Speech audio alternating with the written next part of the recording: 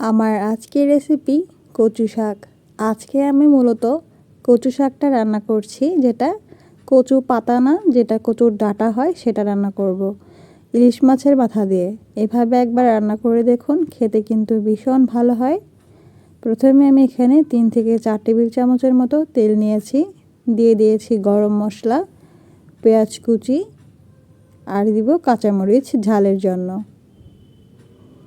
সব কিছু একসাথে ভালোভাবে কিছুক্ষণ ভেজে নিচ্ছি। কচু শাকটা কিন্তু রান্না করার জন্য এই গরম মশলাটা ব্যবহার করলে খুব সুন্দর একটা ফ্লেভার পাওয়া যায়।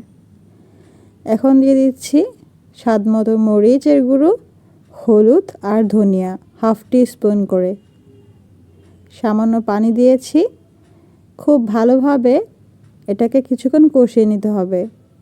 এখন দিয়ে দিচ্ছি বাটা মশলা, 1 টিস্পুন পেঁয়াজ বাটা, 1 টিস্পুন রসুন বাটা আর দিয়েছি সামান্য জিরে বাটা। স্বাদ মতো লবণ দিয়ে খুব ভালোভাবে এটাকে কষিয়ে নিয়েছি। এখন দিয়েছি একটা ইলিশ মাছের মাথা। আজকে আমি মূলত ইলিশ মাছের এই মাথাটা দিয়েই কচু শাক রান্না করব। মাছটাকে কিছুক্ষণ কষিয়ে নেওয়ার পর আবারও সামান্য পানি দিয়ে খুব ভালোভাবে এটাকে কষিয়ে নিচ্ছি। ঢাকনা দিয়ে ঢেকে কিছুক্ষণ কষিয়ে নেওয়ার পর মাছের মাথাটাকে একটু ভেঙে নেব। মাছের মাথাটা নরম হয়ে যখন যাবে তখন এইভাবে হাতলের সাহায্যে খুব ভালোভাবে এটাকে মিশিয়ে নিচ্ছি। তারপর এখানে অ্যাড করে দিচ্ছি কচুর ডাঁটা অথবা কচু শাক। এটাকে খুব ভালোভাবে কুচি করে ভালোভাবে ধুয়ে নিয়েছি। ধোয়ার পর ভালোভাবে সিদ্ধ করে নিয়েছি। সিদ্ধ করে নিয়ে কিন্তু স্টেইনারের সাহায্যে খুব ভালোভাবে পানিটাকে ঝরিয়ে নিয়েছি।